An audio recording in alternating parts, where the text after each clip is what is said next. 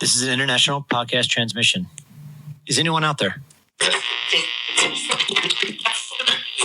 If you're listening, you've reached the No Fixed Agenda podcast.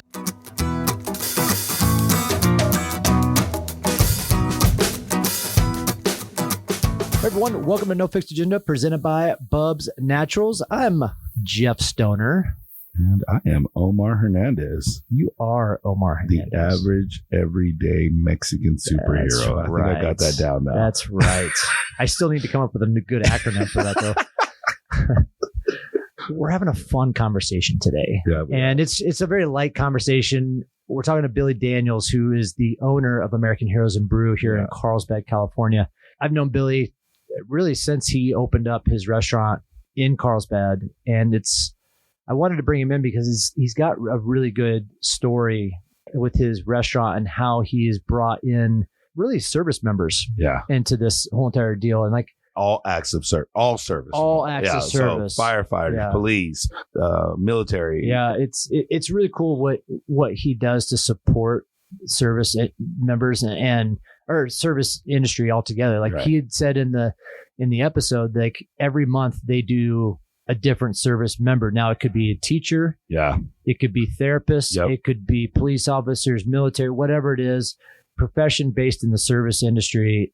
His restaurant supports it. And he finds a foundation in that profession to give back money to, which is really cool. Yeah. I think it was very heartwarming to see that he actually honors them and that people in the service industry know that about him and take him memorable things like their medals or their awards, and he's hanging them out in the restaurant. Man, that was pretty cool. Dude. Yeah, it's cool. And it really shows the type of person Billy is and what he does to give back to the community. And that's really, we've had a very good track record here in this podcast so far about talking to people that really support community, support the service industry. And this is no different whatsoever. And I know if you guys have a chance if you're ever in Carlsbad or have a chance to get to Carlsbad and go to his restaurant, you will not be disappointed in the food. At all. And he does explain the way that he brings in his menu. A lot of it is family oriented, and it's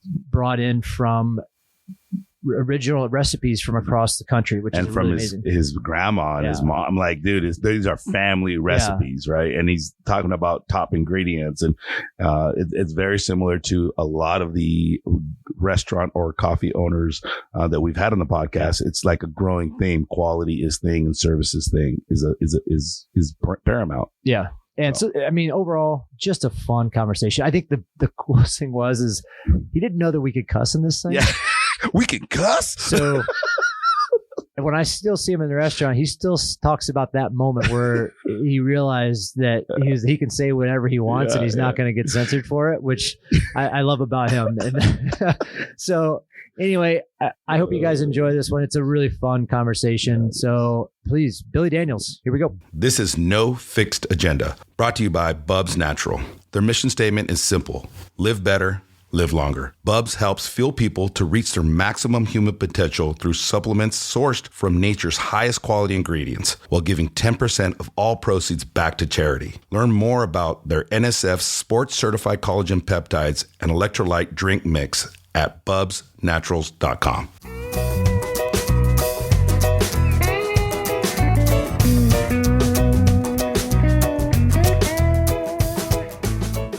I live in Oceanside, so Oceanside, Carlsbad. It's the same thing. It's the same thing, but not to the locals. But North Carlsbad. There you go. You're right in the middle. There you go. North Carlsbad. Yeah. So anybody who's listening in who's been to Carlsbad, please go check out American Heroes and Brew. It's right there in the heart of Carlsbad Village. So I've got Billy Daniels in here today, and we're just chatting about local restaurant and how you got started with everything. Because, honestly, the premise behind your restaurant is really what gets to me, in the fact that it's all service based in that situation? Give us kind of a background of who you are and how you got started, man. I was born into the restaurant bar business. My mom's water broke on the dance floor at my dad's nightclub. Wow.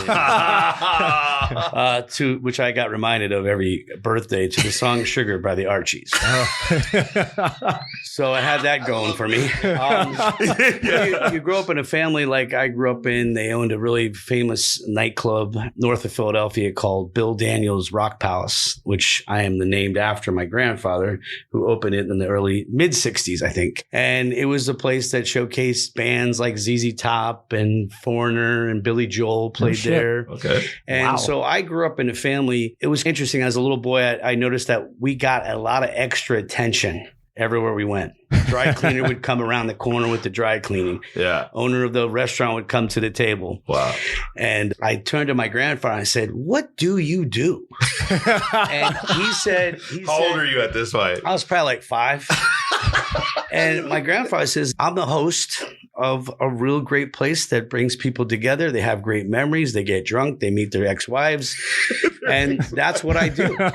And I saw the trials and tribulations of the bar business growing up, and it didn't deter me. It was something that was genetically ingrained in me. I come from that, not only my grandfather, that's 2 generations ago, but his father, 4 generations ago, was doing it too back in the 30s and stuff. So I just love the business. I always have. And I come from a wonderful family who love to cook and eat and have fun. And it's the wonderful memories that I share as a kid growing up. Like it was the growing, the prepping of the food, the sitting around the table. Your mom left the room. You stole the meatball. Yeah. You stole the cookie dough when she left the room. Why aren't you hungry, Billy? That's right, because you ate five meatballs, you know. And fast forward, I started in the business as a paid employee in 1985 as a busboy barback, Philadelphia, New Jersey. I worked in Ocean City, Maryland for a little stint. Always wanted to have my own place. Found myself at a wedding in Cardiff, California, actually in 1999. My cousin got married and I said, "Why am I living in Philly?" So I packed up everything I owned and moved here. And everyone thought I was crazy. My entire family said they took bets on how long I'd be. Yeah, I think I won. I'm 24 years in. So I came out here, worked in numerous places. Jimmy O's Sports Bar in Del Mar, California. Are you not familiar? What is it? Wait, you lived in this area for so long, dude, that you don't know what Jimmy O's? Jimmy O's? Oh my God! Dude, where's that? It's the 15th Street, Del Mar. It's California. The local Del Mar dive. Oh, it's Del Mar, bro. Come on, man.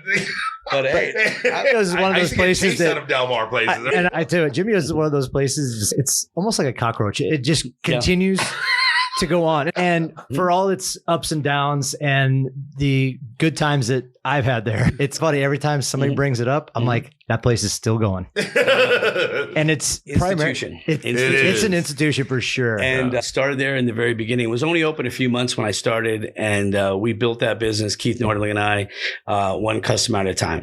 And I owe a lot to Keith. He taught me a lot about the business. And he said, "You taught me, Billy, a lot about the business. You're inviting people into your home." And it's an amazing feeling to give people that experience. Right. And many a rock star came in there. Green Day in particular one time did karaoke with 6 people in the bar, and I couldn't believe I was getting a free show. Yeah. James Caan, a lot of famous actors, Charles Barkley, Tiger Woods. It wasn't a given track. I would say track season would have tracked the celebrities, right? But there was many a famous person that came through there. It was a great spot.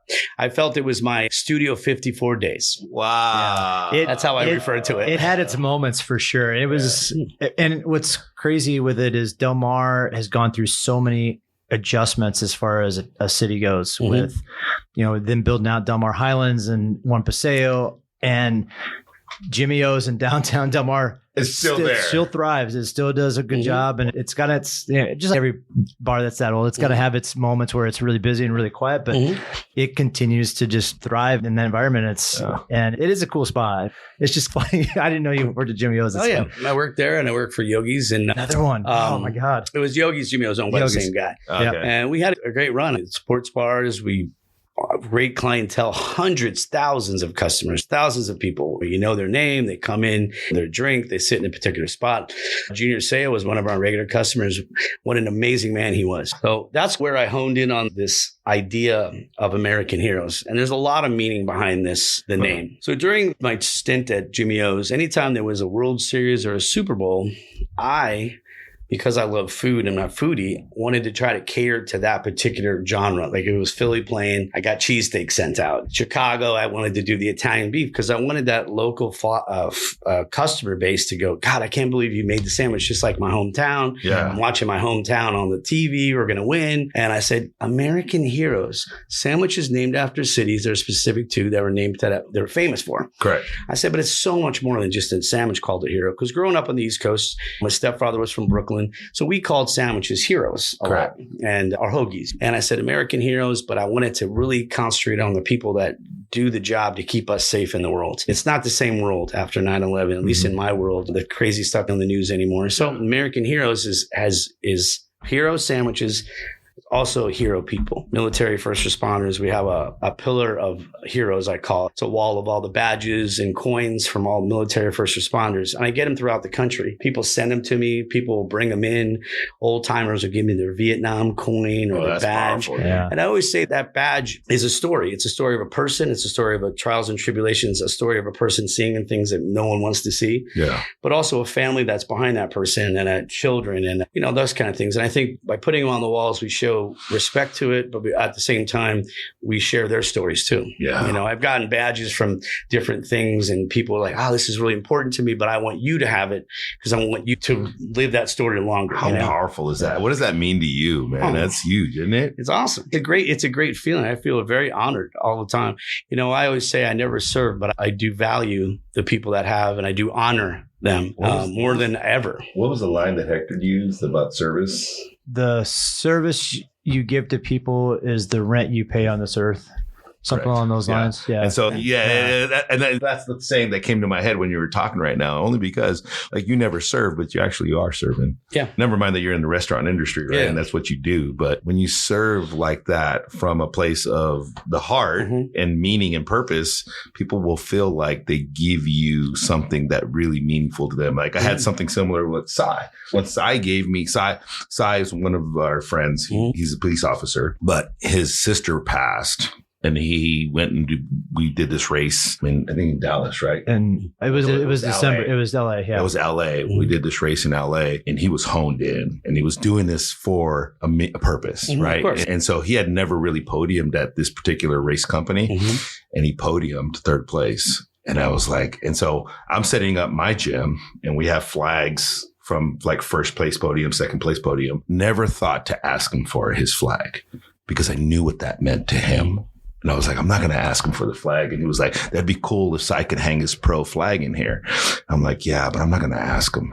And he gave it to me. I literally cried, man. And you know what I mean? He gave it to me because he wanted to show that this is his home, right? And I serve people through fitness, right? And so you're doing the same thing, but that you're experiencing something. People are sending you stuff. That's pretty that's powerful, man. I got a badge early on. It was from LA, and the guy took it off his uniform the night of the Rodney King riot. Wow. He had signed and everything. He said, this is so important to me, but I need to pay it forward. I need people to know. And I always tell people, when you look at that wall, look at all those things we talked about, the families, the experiences, things that people don't want to go through and keeping us safe. And it has changed me a lot too. Now that I hear a fire truck or a police car, I'm the first one to pull over because that extra second could be someone's life. Yeah. Either way.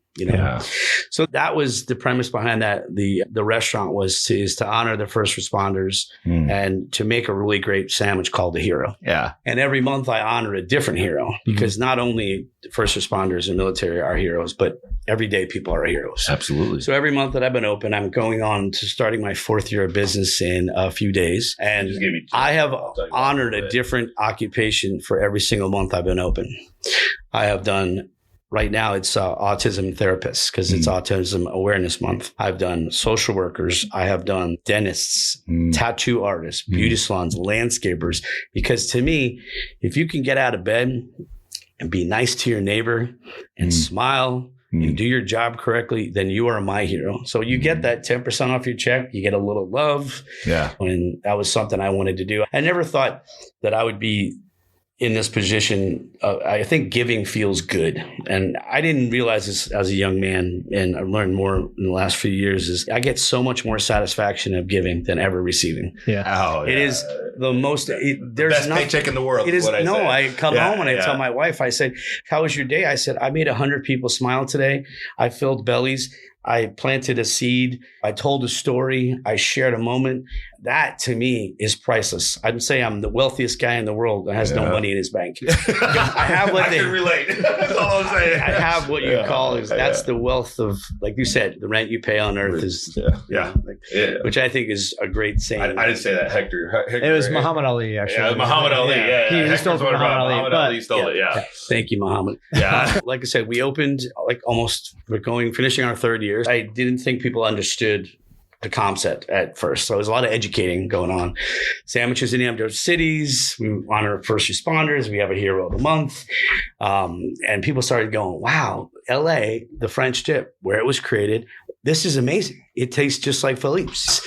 Philly cheesesteaks. I actually fly the bread in from Philadelphia, Amoroso rolls. Wow. Just to make the cheesesteaks. Because when I moved, that was part of the reason when I moved here, I couldn't find what I was looking for. Couldn't get a good hero Italian, a Mama's Meatballs or anything like that. Yeah.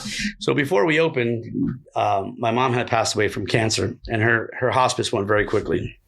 I flew out on a Thursday evening and to South Carolina, where she had retired, and she was gone within 3 days. And she asked me, she goes, honey, I want you to make me 2 favors before you leave. And I said, Mom, whatever. And she goes, take care of your son and open that restaurant you've been talking about for 20 years. And I knew, you ever see the movie Blues Brothers? I'm sure you have. Yeah, where absolutely. Dan Aykroyd said, hey, I'm on a mission from God. We're all good. Nothing fell on them. They just went, the new Oldsmobiles are out. I didn't know they had a store like that. And so the whole time I had that going for me, and I knew I was on a mission, and I always felt her presence. And even the recipes that I served, that's my mom's meatballs. That's my mother's meatballs. My mom's marinara sauce, my mom's macaroni salad, her potato salad. So forever keeping her memory alive. And I think she's the reason why I stayed in business, because she's blessed me with that. Honey, this is your gift. This is what you need to do. You need to cater to people. You need to feed these people. You need to show them a good time, create an experience for them and a great memory. And that's what I'm trying to do. How did you get to the Carlsbad location? Was that always something that you were looking at as far as this area, or was this just kind of happened? I just happened to, let me backtrack a little bit. I was working for a place in Oceanside, and the owners decided to close the doors. And it was disappointing because I was really making a go of it. I had not been with them very long. I mumbled under my breath after I heard about the news we're closing, and no notice, just like, tomorrow we're closing. That's it. We're done. I just said, gosh, I wish I could drive the bus. I'm so sick of owners driving the bus off the cliff. I just want to get close enough to the wheel so I can turn it. And one of my customers heard me, and he said, come here a second. What'd you just say? I just told you. I said, I want to drive the bus. I'm so sick of working for people that drive it off the cliff. He said, you find a place, I'll invest with you. Wow. So I got on my phone and I hit restaurants for sale, Carlsbad. A little restaurant showed up. Yeah, you need to write a book, bro. You need to write a book, bro. But go ahead. Talk show. Yeah. This is the start. This is my first talk show. So I got on my phone and I found there was a burger place available in the Carlsbad Village Fair. And it was priced very high. So I went in as a little secret shopper, and I walked in, and when you've been in the restaurant business as long as I have, you walk into every restaurant and you pick out everything that's good and everything that's bad. Or that you take all the good stuff with you. You go, God, I love that idea. I'm stealing that idea. I love this idea. I'm stealing that idea. So I walked in, I said, okay, to each his own. This is their operation, counter service, one guy working, not a lot of banter, compartmentalized. And I said, so I went back to my partner and I said, I think I found a place. And he says, what do you want to do? Without hesitation, American Heroes and Brew, Sandwich House, honoring heroes and honoring the sandwich. And he's, you got a menu? And I said, when do you want me to start? Yeah. Okay. Miami Cubana, Philly cheesesteak, Brooklyn Parm, Minneapolis Juicy Lucy, LA French dip, Santa Maria tri-tip. What do you want? You know? He's, I love it. And that's how that's the short story of that. That's how it all started. I remember that burger place. Did that? You remember the burger place? Yeah, it was Craft Burger, yeah. right? Never went into it. I was in it, but I was like, wasn't really vibing it. I saw a different thing. I saw a different way to do it. So The vision was different. So anyway, I remember that spot. Great location. It's right in the heart of Carlsbad. And I guess the thing, it's got this vibe in that area, you got Coyotes next door to you. And it's got live music and something always going on. yeah, of course, yeah. The Silver Fox and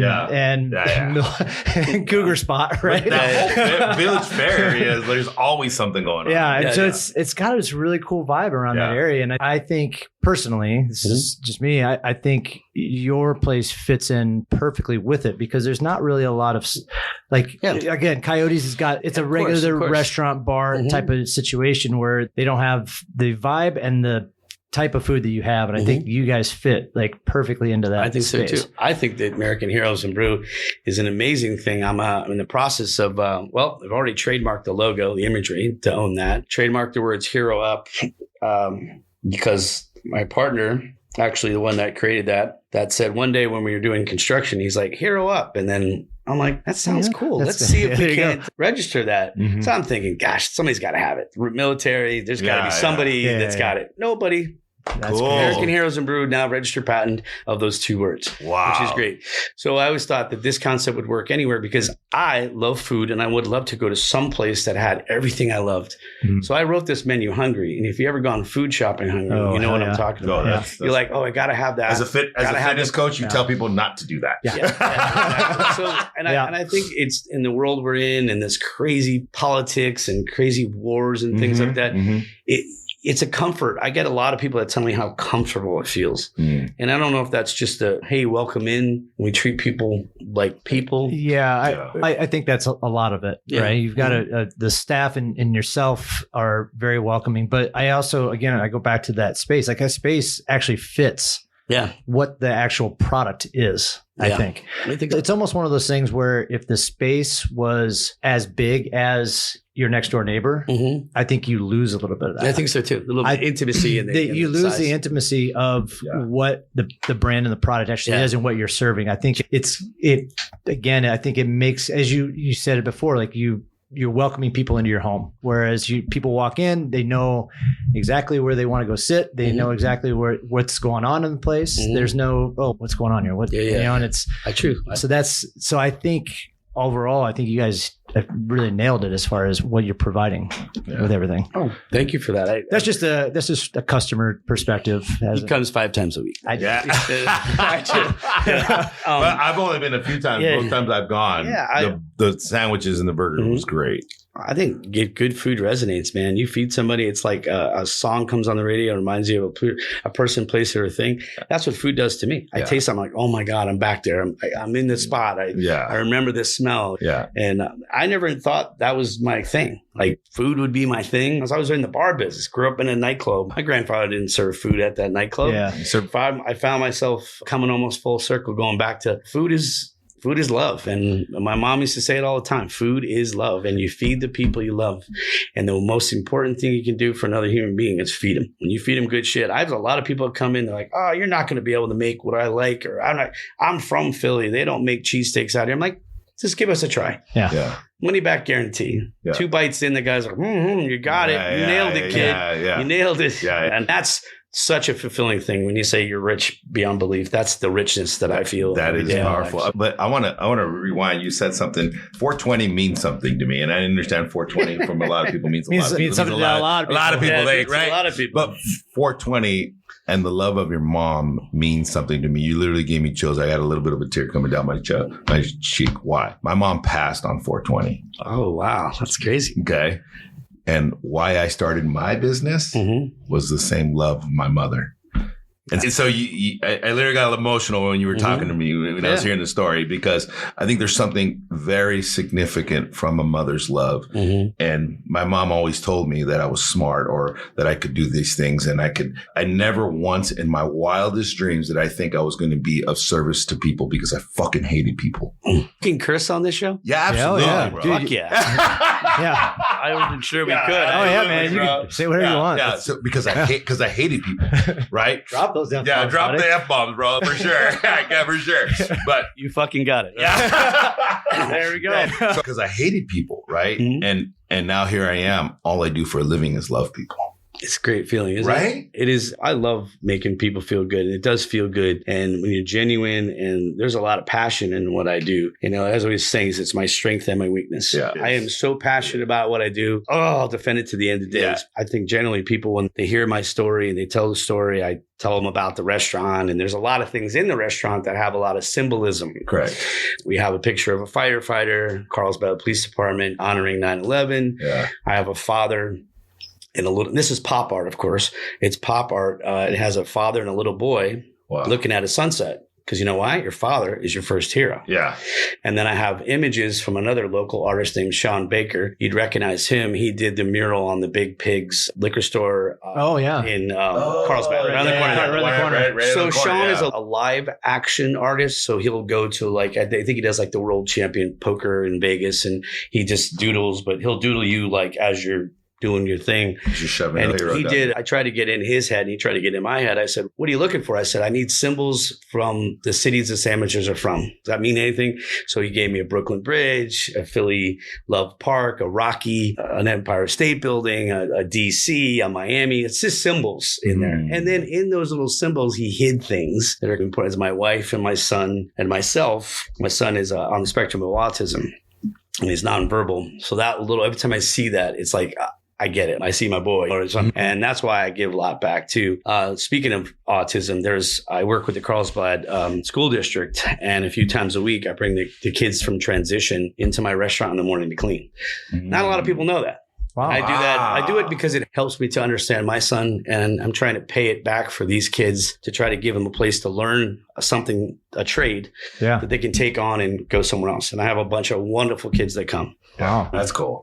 Shout out to Bugsy. Yeah, there you go. There you go. There you go. I love that. Wow, I had no idea. That's cool. Yeah. Cool. So those things are the best things you can give. And I'm telling you, givers get, man. I'm telling you, keep giving and And it just comes shit back. just comes It back. just And you keeps don't even coming know back. when it's coming. Yeah. You don't even know when it's coming. It gets to a point where you don't even realize it. Because if you think about just a restaurant business in itself, it's not easy. It's a hard business. It is a hard business. It Like is fitness 100%. is hard too. But yet, if you have a meaning and a purpose and there's a heart behind it and a passion behind it, like legitimately, it will pay you tenfold. And I'm not talking financially, right? We're talking like fulfillment from people that you are going to impact, that you're going to love, that you're going to come back to you tenfold. 100%. So powerful. What are some of the things that you've taken from your grandfather's place to now? Is there anything that you've crossed over to be like, I remember when they used to do this or that, or this is the way they used to treat people, whatever it is. Do you carry some of that stuff over? Oh, okay. So I'm a Daniels, and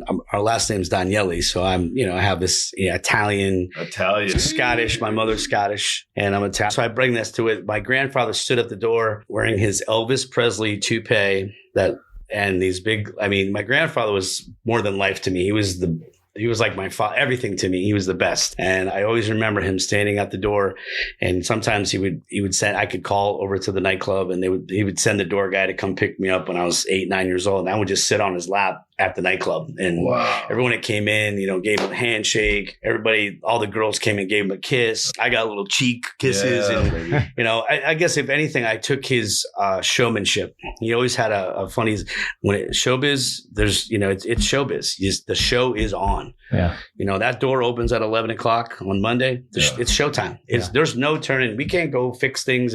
You got to put the show on. You got to greet the people. You got to give them the story. You got to feed them. You got to make some conversation, make them feel comfortable. I guess that's something I believe I took with him too. So, definitely. I will say that knowing that, I will say that every single time that we've been in there, one, we're always saying hi and whatever. Yeah. You're always coming over to talk to us and make sure that you're having that conversation with us. But you're probably one of the hardest working restaurant owners I think I've ever seen. Honestly, man. Passion's the strength of the weakness. No, it is. Yeah. And that goes to, I think anybody who really loves what they do and the industry that they're in, right? I've restaurant owners sometimes, gym owners, race directors that do what they do, but they're not fully committed. Or there's something that they're missing with it, right? Yeah. And then you run into those people that, two great examples in front of me, like you run into those people that are fully committed into it and they're always running around making sure that everybody's having a great experience saying hello, making sure you know who they are because they're customers of yours, right? And it says a lot about, your upbringing and the individual that you are as far as what you want the local community to see out of your restaurant, right? It's really it's that day that goes by that I used to get told, "Are you the owner?" before I was an owner. I used to get that told all the time, where I worked. "Are you the owner?" I'm like, "No, I'm just a manager, the bartender." I'm like, "Oh, you should be the owner because you conduct yourself like one, and I just try to be efficient and multitask and nobody's business when you're busy, things that people don't see or other staff members don't see, and getting to the person on time, answering their questions, getting their food to them on time, make sure you're getting the check to them on time. A lot of people complain about waiting to pay for their meal because they might have the babysitter or a movie. So I try to do that as quick as possible. I never model myself after anybody. I just try to do the best job I can. And sometimes it comes off as I'm so damn busy because I am so damn busy, but I'd rather be a hard worker than a lazy worker. So true. Thanks for that compliment, Joe. No worries, man. Quite curious. There's been a lot of stuff in the news lately about the fast food industry. So you and I briefly mentioned this the other day when I was in there. I'd like to get your take on fast food industry and the minimum wage and how that plays out and how that affects you as a regular sit-down restaurant. Not just that. I think it's just the labor force in general and what that means for you guys is going to be huge, right? And how it bleeds into other industries as well. Of course. They called it fast food for a reason. Yeah. Fast, quick food. Yeah. California had raised the minimum wage to $20 for the fast food workers. It's not fast food anymore. It has become McDonald's and Burger King. And I'm sorry to say, naming some franchises. They're going to make their margin regardless. Absolutely. Because they got to. So what they do is instead of having the 5 people back there, it's now 2 people. And those 2 people are overworked, probably not really enjoying their job because they're doing the work. And especially in the restaurant business, when you're in the restaurant business, if you're short one person, everybody works harder because now there's more ground to cover, more sandwiches to make. Yeah. So the quality of product goes down. Price goes up. Customer gets inconvenience because fast food isn't fast food anymore. And they've done away with the dollar menus. If you're a young child or a family that's trying to feed themselves on a dime, there's no longer the dollar meal anymore. Reading the article today, because I read the article about how the owner of In-N-Out was against the minimum wage to be $20. And she was talking about how now some of these restaurants like Burger King was serving a Whopper at $15 or $18 or whatever it was. And I'm like, how in the hell a fast food restaurant or a family going to a fast food restaurant, which you used to be able to get in there for $5, In-N-Out, 2 burgers and 2 fry, gone. Now you're talking about In-N-Out. I mean, In-N-Out's probably one of the most affordable fast food restaurants there is out there, right? And for In-N-Out to be against the minimum wage being that high, because they were even paying higher than that. What I respect about them is the fact that they also refuse to up their food costs. Yeah. They refuse to do so. And they not just up their food costs, but the quality is pretty much the same, dude. The quality is always great. But it's amazes to me that going back, like you get the McDonald's and the Burger King who have thousands of restaurants just across California alone. The world, that you're right. They're going to increase the wage, lower the food, lower how the food quality. It's not fast food anymore. No. The experience is a lot different. And it's going to ruin the fast food industry and what it's going to do. Yeah. In a way, and I don't want to say this in a good way, it's like the way it almost helps me. Okay. And what I mean by that is, like you said, family of 4 goes to McDonald's today after this increase in the minimum wage. Now that family was getting $25 could feed the kids. Now it's $55. So mom and dad say, you know what? Service is great. I love being taken care of. Somebody coming to the table asking how you're doing, get your water, fill up get you more ranch, get you more ketchup. I think it helps a mom and pop like me because a parent or a single person might say, you know what, I'm going to go to American Heroes for a few extra dollars more. I'm going to get service. I'm going to get amazing product and I'm going to get experience. Something, there's something to look at. We have 14 big screen TVs, lots of stuff on the walls. People can make conversation. Yeah. You don't just sit at McDonald's by yourself. Who are you talking to? You're not going to talk to nobody, right? Yeah. No one's going to come over and say, hey, how's your food? Because they're too busy because there's only two of them there. Yeah. And there's a kiosk to bring your food in. And before you know it, there's going to be a computer, a robot's going to bring your food. Yeah. Where's that experience? That to Doesn't me, I'd rather exist. eat at home. Yeah. Yeah. I think the introduction of AI and that whole on top of this issue is a big part of that as well. Yeah, I agree. And a lot of companies are using AI. Hell, I use AI for some of the social media stuff. But the introduction of AI and kiosks and I'm that guy. I'm a little older, but I'm the guy. I'm like, I'd rather wait in line and wait for the cashier than do self checkout. Now there's, some people are like about it, right? I'm the same way. And some people are not like, and it has nothing to do with me being lazy. And people are like, it's faster. And trust me, I'd rather do something faster because I'm a busy guy. Right. And so for me, it's not about that. I have this thing where it's an experience to go into, even if it's a Home Depot or anywhere, right? I want to go say hi to a cashier because there's a human experience to things. And for me, I love going to the cashier and they're going through it and rather just ringing you up and they're putting your things down. And I love making them laugh. That's right. I love making them smile. Yeah. Like it's valuable to me. And for me, it's a form of service that I do. That's right. And maybe I'm shedding some light into their life. Maybe they have a shitty day, whatever the case may be, right? How you doing? What's going on? Like, Did you find everything you're looking for? Exactly. Right. And so like a kiosk is not going to do that for me. Right. And it's horrible to say that's going to be the future of labor force in a lot of ways. Oh, yeah. I think it's good and bad. I think there's more bad than it is to be good, in my opinion. We have talked about how the price points of food, right? Because so there's this thing now where either your price points of food go up and that on the menu, or there's the other option of you can put a service fee or something like that into the tabs. How does that work? Or do you have an idea how that works with the fast food? Do they just up the food price at whatever? Are they doing the? They could be doing a service charge based on the total in the check. It could be anywhere between 2 to 5%. Yeah, that helps to cover costs, credit card processing, just every little thing. The fuel charges on food deliveries, the constant increase in food. Food has been a roller coaster ride for the last few years. 1 week lettuce is here, 1 week it's here, meat's there, and they know what they're doing. Meat prices go up right before 4th of July. The price of prime rib goes up around Christmas time. You know, and I understand obviously the industry does what it has to do. But remember a few years ago when turkeys weren't available at Thanksgiving because they had the outbreak. Yeah, and that turkeys weren't old enough to become your dinner. So that means that turkey dinner costs way more than it should have back then. But I do think that the service charges, it's years ago, I would see it on menus and think, those owners are, they're just trying to scam people. Then you become an owner and you realize, when a lot of people don't realize this. I think what the thing is though, is when the owner's upfront about it is a different thing versus, we're just going to try and slide this in. Dude, transparency is a huge thing. And I love that. I say that. I love that. Transparency is key, bro. I truly agree with that. I think it's one of those things like if I'm going to get charged an extra percentage because of X, then please fucking tell me. Yeah, please tell me. Don't just be like, we have the menu, you put it by the front door. It's something that, we do it at our store.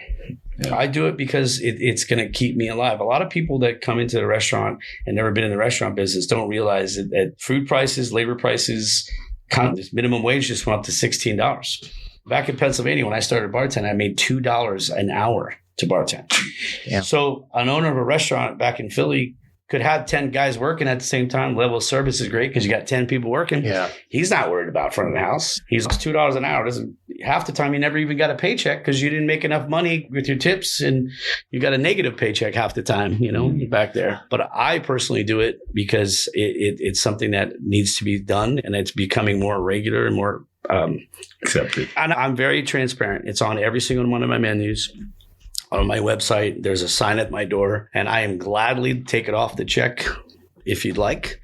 But then they explain what it is. I call my fee a CIF, and it's just something that's proprietary to me. It's California Inflation and Fuel, and it's the truth. Yeah, and it's the truth. And it's I always say to people, and then 99% of the people are like, I'm a small business owner. They're like, oh, I get it. Hey, honey, we get it.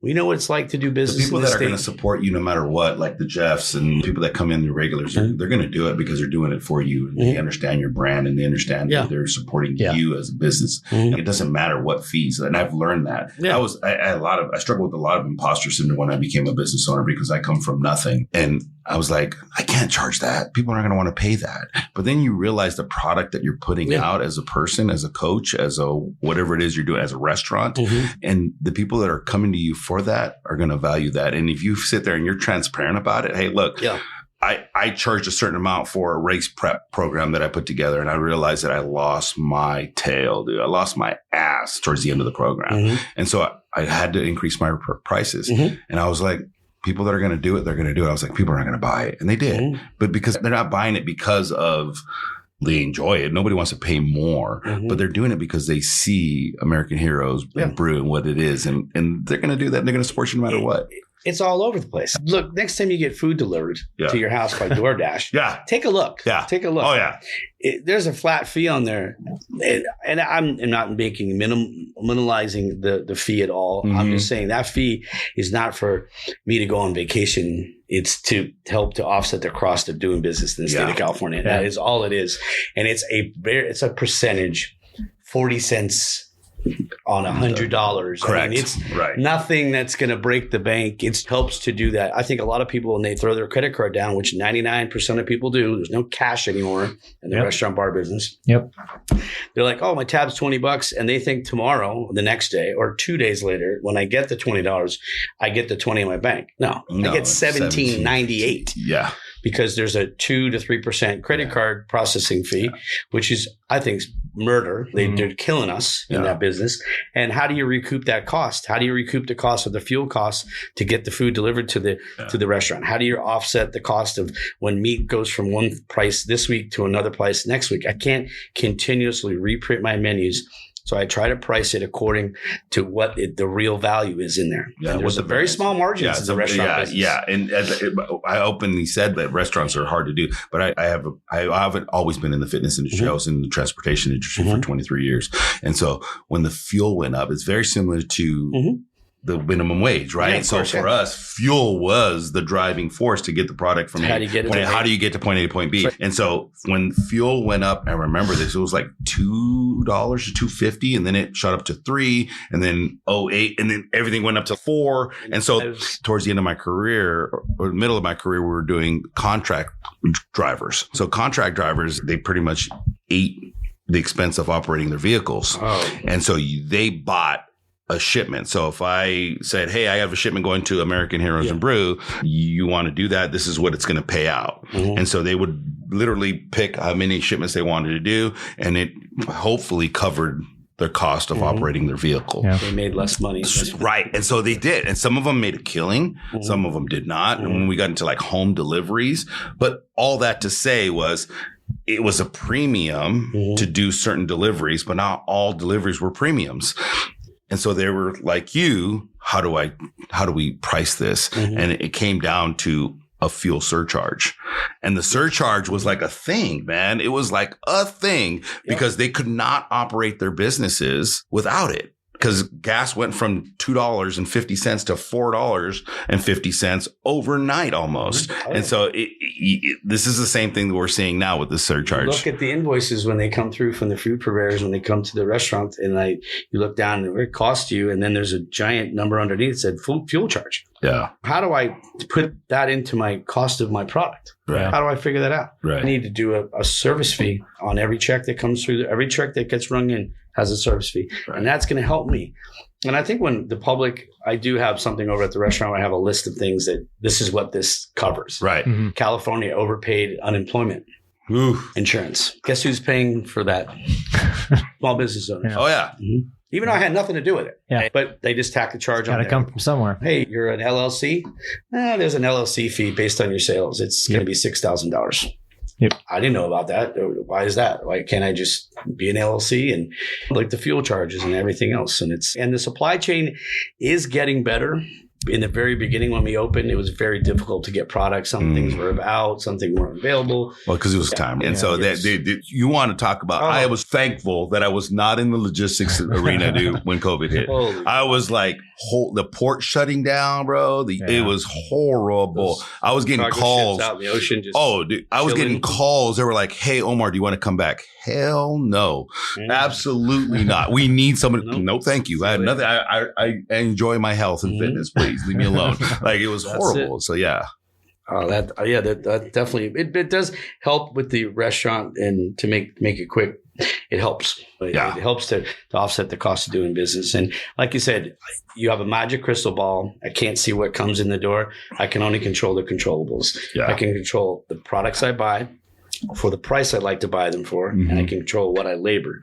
What comes in the door is a mystery. I make it a fictitious number every week, what I think the sales are going to be, and I'm pretty right on sometimes, and then I'm blown away some days. So I'm like, oh, wow, I really thought we were going to be busy, but then it rained.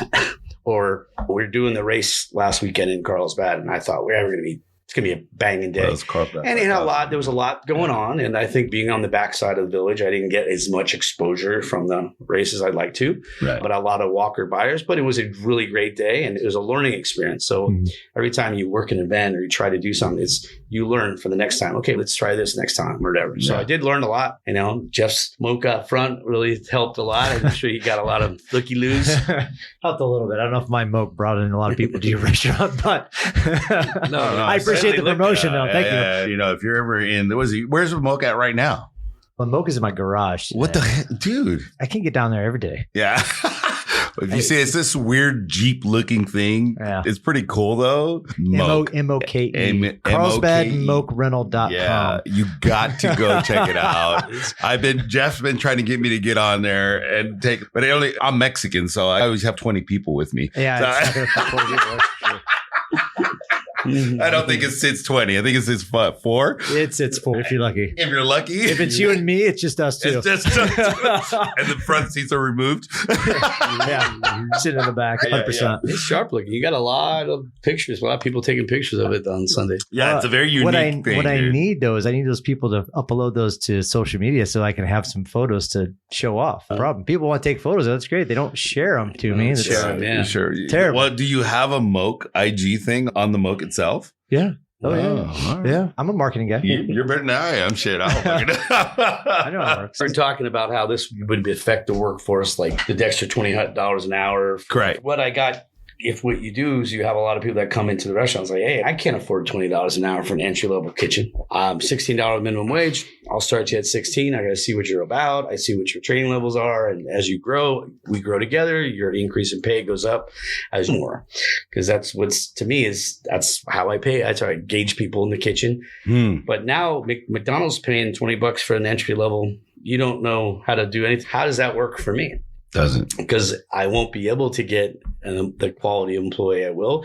And if not, they're going to leave me to go work at McDonald's because it's more money. Yeah, it's probably less work. And they get a free cell phone, supposedly. What? Jeez. No, I was going to say. What the hell? Hold on. I'm leaving here to go to McDonald's. Yeah, because I'm closing my business. McDonald's like this. Okay. Yeah. So when it comes to getting your food sources stuff, do you work with a lot of local places now, or do you? Because there's got to be a kind of a combination, right? Because you're bringing stuff in from East Coast to make sure that the sandwiches are the city of them. Exactly. But how much of also your food source is coming from local businesses here? I use a local Hamilton meat company, Graffiti Meat, I believe they changed their name to recently. They're a local San Diego outfit. It's like the Cadillac of the meat companies. Yeah. You'll see the black trucks rolling around San Diego. Well, yeah, I think I have. Because there's a certain quality you got to stick with. Yeah, that's a lot of times in operators, the first thing they do, and I know everyone has seen this, you go there and you have the roast beef sandwich 10 years ago. I'm dying for that roast beef sandwich. You go back, the bread's smaller and the portion size is smaller and it doesn't taste the same. Yeah. And every time you go back, it gets smaller and smaller. And that's a lot of times what people do. That's the one thing I won't do is won't skimp on the quality of product. I don't believe in it. I'll raise the price before I give you less than what you deserve. So I do use Hamilton meats. I use Shamrock US Foods, Sadie Rose, a local Oceanside bakery, which does an amazing job with bread, because the bread is like the tires on your car or your moat. You can't drive it unless it's got good tires on it. Be safe, and it has to be good. And I think you can put anything on a good piece of bread. Oh, I agree with that. Yeah. You know? But if you get day old, 2-week-old bread, it doesn't taste the same. No. And we do our own pastrami, roast beef, and turkey in house. And then a lot of people ask me, is this lunch meat? And I said, no, it's real turkey turkey breast that we bake. And our pastrami is a process, takes us 18 hours. And our roast beef is the same. Mama's meatballs are not frozen meatballs. It's actually real Mama's meatball. Well, so that was going to be my next question, is how much prep is going into some of this? Because all of these sandwiches are pretty much from your recipes, right? Your family recipes. Well, so how recipes that I have either eaten at or taken from. Exactly. So let's go back to the authenticity of it, right? So what's the prep work of having to do some of these things? Because you're also doing like your barbecue sandwiches and stuff like that. There's definitely not the fast prep on some of that stuff. So we make all our own sauces. Yeah. We import I say import like it comes from like another country, but the East Coast, we bring in the Tellerico sauce. It's a Philadelphia steak sauce. It's delicious. Like a bold marinara. So I have a Tellerico style Philly cheesesteak. And when people see that Tellerico's logo on the menu and the Amoroso bread logo on the menu, they're like, yeah, they're doing something. Let's go. Like when you see Old Bay on menus as an ingredient, people are like, from the East Coast, like, okay, I got you. I got you. I have Old Bay Chesapeake seasoning, Old Bay French fries, crab fries are big back in the East Coast, crabs. So I have an Old Bay hot wing that I do. It's a dry rub on, and people love it. They're like, you don't never see this anywhere on this part of it. And Tellerico's steak sauce, I had to actually contact Chris Tellerico on his phone. Hey, shout out to Chris. Call him up. We're old friends. And I said, I need you to bring me some of this Tellerico sauce and we get it sent out. I just got another shipment in a few days ago. It's get sent to my house. And that's when I love authenticity. When somebody comes in and says, you have that sauce, and they try it, they're like, oh, thank you. It's not even available in California. You'll never see it on the menu anywhere. So there's certain things that we do. And because we do things by scratch, and I'm not cutting corners on certain things, that's a high labor kitchen. That's what I was going to get to right now when you started talking about the authenticity of things. That's a hard thing to teach, man. And not only that, you talk about the impact that this minimum wage has on your business and just every business. Yeah. And I might say something that's going to be a little controversial right now, but I think you have young people that are trying to get into an industry like yourself. You think about when you were young and you got into the restaurant industry and what that meant to you, right? You started off in the bar, you saw your grandfather, and you were just born into it, right? But that's your purpose. That's who you are, right? And I think the young folks nowadays don't know, right? They have zero clue.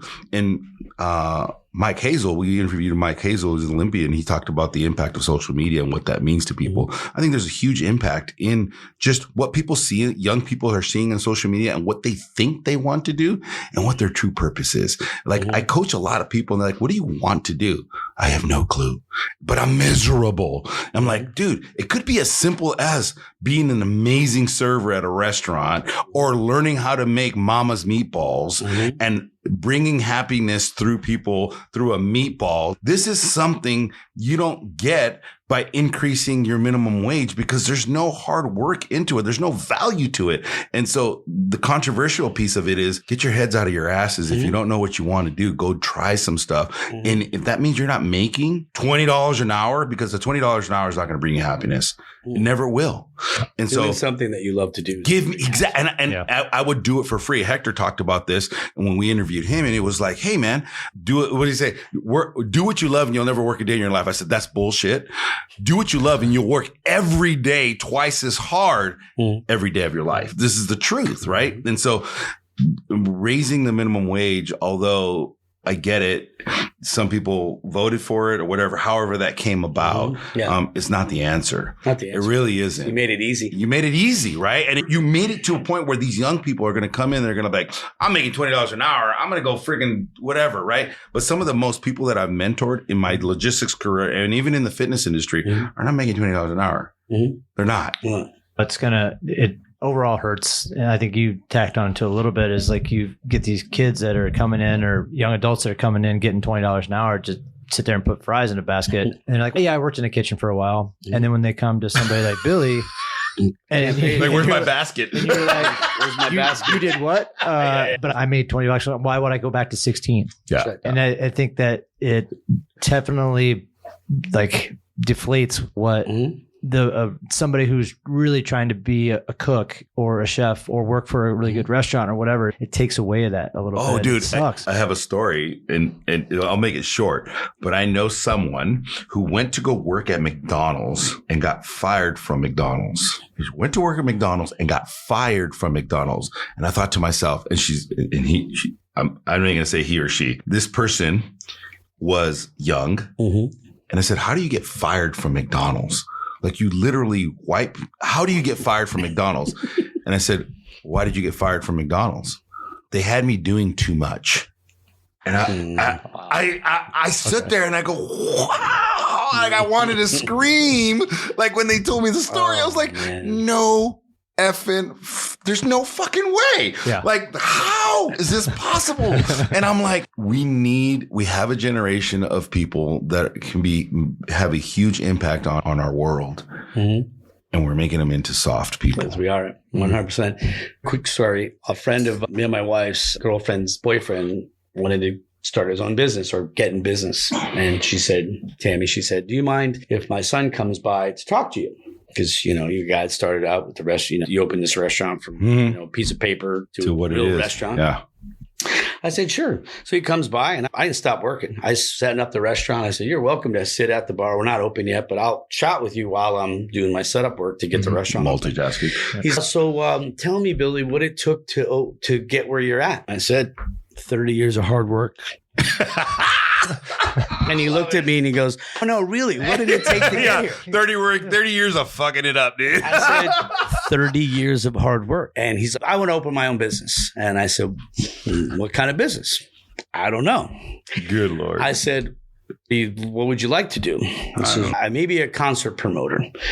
Good. I said, well, with a concert promoter, with what's happened in the past, and unfortunately those bad things that have happened in Vegas, and you need about $10 million worth of liability insurance. Do you know about that? Do you know that you need to have the performers and there's managers and security and all these levels? And have you ever worked in that industry? No.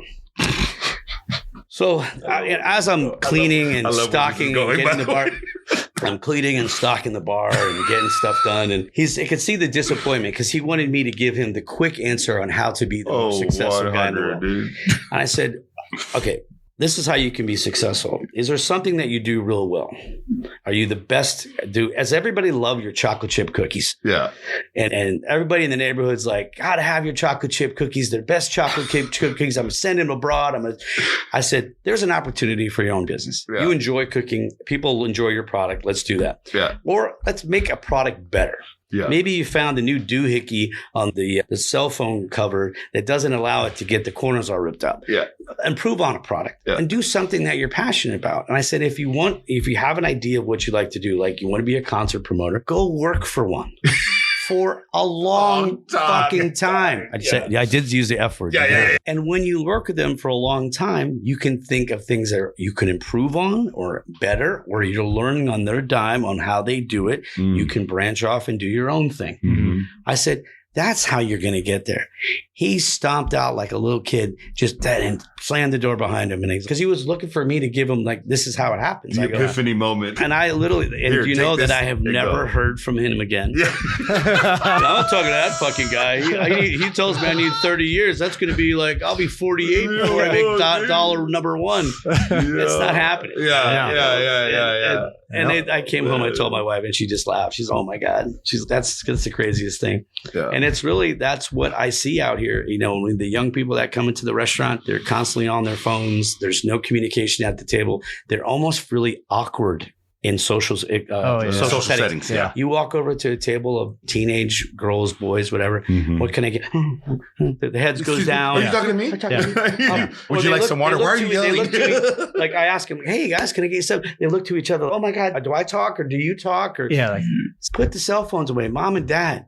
when the kids are at the restaurant, I even thought about putting cigar boxes in the middle of all my tables. And then when I walked over to the table, I said, guys, everybody's cell phone in the cigar box. We don't open it until the end of the meal. I would stand on a mountain screaming American Heroes and Brew, bro. If you did that, legit. Like, I'm already a fan, all right? Yeah. But that get people talking. You want to be social. You want to, I grew up in a family, my grandfather, my dad, they were all always conversating, talking on the phone and blah, blah, blah. And that's how I learned how to interact with people. Yeah. But nowadays, you can't even carry a conversation on. And it's unfortunate. Yeah. I get told that I'm old or a terrible communicator text messaging.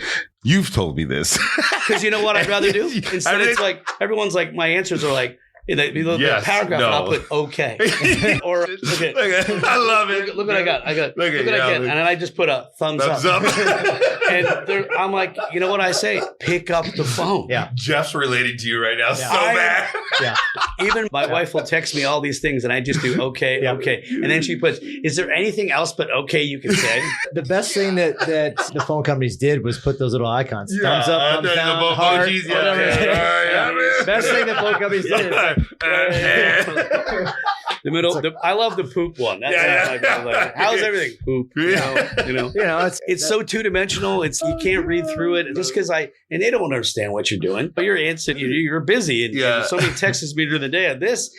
I got stuff to do. I'm running the restaurant because I am a hands-on owner. Yeah. I'm not standing there with my thumb up my ass. I said I always just do it like this, or hey, why didn't you text me back? Because I'm busy. Yeah. Don't you get it? Because I don't have time for all that. And I'm the kind of guy like you that says, just pick up the phone. Hi. What's going on? Yes. Hello. Yes, we're doing good. Okay. You feel what you get is you get the emotion in the voice. You get to speak to someone. Yeah. You get the clarity or the confirmation of what's going on. Not just, I'm calling you, you're not answering. Thumbs up. Yeah, I'm gonna go into the restaurant next week and he's gonna have cigar boxes sitting on the Dude, I swear I know where to get it. That would be awesome, bro. Flags Liquor in South Oceanside. There's a stack of cigar boxes. Do it. Put our cell phones go here or something like that. I think for fun. Yeah. Oh, dude. I would love to see I think that'd be great. I'd be like, and you know what? Mom and dads might be like, you're stealing our property. No, I'm not stealing anything. I'm just asking for, hey, have a half hour, eat dinner, and talk to each other like human beings. You know? Like we used to do when we were growing up. You can call them communication boxes, bro. Or something like that. Yeah, we're going to get a communication box. I'll put it cell phone charging stations. And you're just going to close it. And I'm like, this charges all your phones. But then I have a lock on it. How do I get my phone back? Oh my God, I dropped the key. Where did I put the key? Dude, I'm dying, bro. Yeah. Imagine people could oh, great. It's a charging station. They're on like 2%. They're going to put their phone in there. They're going to pick their phone out. It's going to be dead, bro. You're like, what did I do? Like, dude, this place is shit. The chargers suck. Oh, yeah. And that's another thing, too. You lose, what did we do before cell phones, man? Jesus fucking Christ. Dude, talk. Yeah. You talked. We didn't miss a beat. I was trying to think about when we were younger, your buddies would say, hey, where are you going to be? You didn't have, the only phone you had was at your house. And if you weren't home, you went to the house with I saw a picture on Instagram and all the bikes in front of someone's house. Yep. Yeah. Everybody's at, dude. You went there. But if when I was a kid, I'd go there. I'd go over to Bobby's house or Peter's house or Eric's house. There were signals, found each other. There were signals in the community, right? The bike thing was one of them. The lights turning on was another one. You better get your ass home. These fucking lights are on. Type thing of shit. We don't do that shit anymore. No. It's crazy. Even like when you would have your friends and you'd be like, it's Friday night. You want to go out. You went to the bar you went to. And the bartender would be like, you just missed them. They went over to Tally Ho or whatever they went. And then you went over there and you catch up with your friends. Never missed a beat. Yeah. If you were asked to be somewhere, you were there. And you were present. And you picked up the phone because you didn't know who was on the other line instead of going, oh, I can't believe they're calling me again. Yeah. And I think that's what's our generation is different. And I think I'm in the generation. It's a generation that grew up with everything, the microwave, the cordless TV, the remote controls, Atari. Mm-hmm. We're the ones that dealt with all their problems instead of getting a medication for them. Mm-hmm. So we're the most resilient people on the planet. We've overcome. We're all Gen Xers in this room right now. Mm-hmm. So it's all good. I don't even know what generation I am. I'm the generation. You're Gen X. Of just fucking get it done, bro. Yeah, you're Gen X. You and I are just the same age. So we're good, man. This is bullshit. But Billy, thank you for coming in. I do want to ask before you go, what's next for American Heroes? What do you got lined up? Is there anything Presently, I am working on the franchise Bible. Franchise is putting the restaurant on paper, procedures, square footage, just trying to get this thing franchisable. I think it will really work. That's awesome. Yeah, that's big news. Yeah, so I have an interested party in LA, which I'm meeting on Tuesday. Which loved our brand. They approached me. So I always wanted to do franchising, but I was thinking I was a little too early in. I knew ahead of time that I needed to trademark the imagery. So I did get some good advice early on. So you can't trademark food, but you can trademark the image, the Starbucks, the Burger King, the McDonald's. You own that image. Yep. Anywhere in the world someone sees that image, they know where they're getting. So I did that early on, but I always thought, I'm not ready for it yet, or I didn't have the time because I am a working owner to start doing the franchise agreement. I have a conversation with these guys next Tuesday just to take the temperature and see where we're at. Yeah. And then I also have another concept, which I'm working on too. It's called Bull and Barrel Urban Saloon. And it's a barbecue, beer, bourbon place, very masculine colors of red and black and leather and wood and things. And I think there's a missing link in Carlsbad since Bully's left. I think to restore what's old is new. I think there's a nice date night with affordable steak, a great bar, some great atmosphere.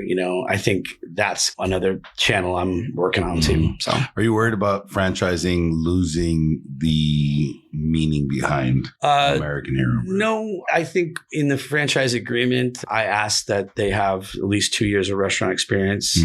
There's a certain amount of capital they have to have, and they have to follow your way. And that's why they're buying your brand, and you have to continue to make sure market your brand and promote your brand correctly. That's why you go visit the stores and do what they do, and they're paying your royalty. You have to abide by it. And that's all. That's why the franchise Bible looks like a like a Bible. 12 feet. 12 feet. It's a pretty big piece of document. Walking down from the because I think it would work. I always thought to myself, airports. I don't know why I continuously say airports, but you're cruising through the airport in Chicago, American Heroes and Brew Sandwich House, and you're like, that place is going to have all these great things. I only have an hour layover. I want to get a Italian beef. I want to get a Des Moines pork tenderloin sandwich, and maybe regionalize the sandwiches to that particular airport. Maybe generally, like LA would have the Oceanside, the Carlsbad, that kind of thing. And I thought that's a cool kind of thing. And we honor the same thing. The military first responders coming through the airport. Yeah, here's my badge. Or there's a lot of stuff going on. That's awesome. Yeah. Well, thanks for coming in, dude. I appreciate it. Thank you. It's fun to get you away from the restaurant and have these conversations. Yeah. It's nice. It's nice. Every time I have a conversation with your restaurant, you're got 3 other things like you're looking at to make sure that things are going on. So. It's nice to get my captive audience, basically. But I appreciate it. This is the first time I ever did anything like this. You're a natural. I think our conversation went well, and I hope that anyone listening listens to the conversation and says, "This guy's it was a good run." Go check out American Heroes and Brew. Yeah, man. 300 Carlsbad Village Drive, Suite 118, 120. There you go, baby. This has been an international podcast transmission of No Fixed Agenda presented by Bubs Naturals. You can rate, review, and subscribe to our podcast on Apple, Amazon, Spotify, or wherever you find your favorite podcast episodes. NFA, over and out.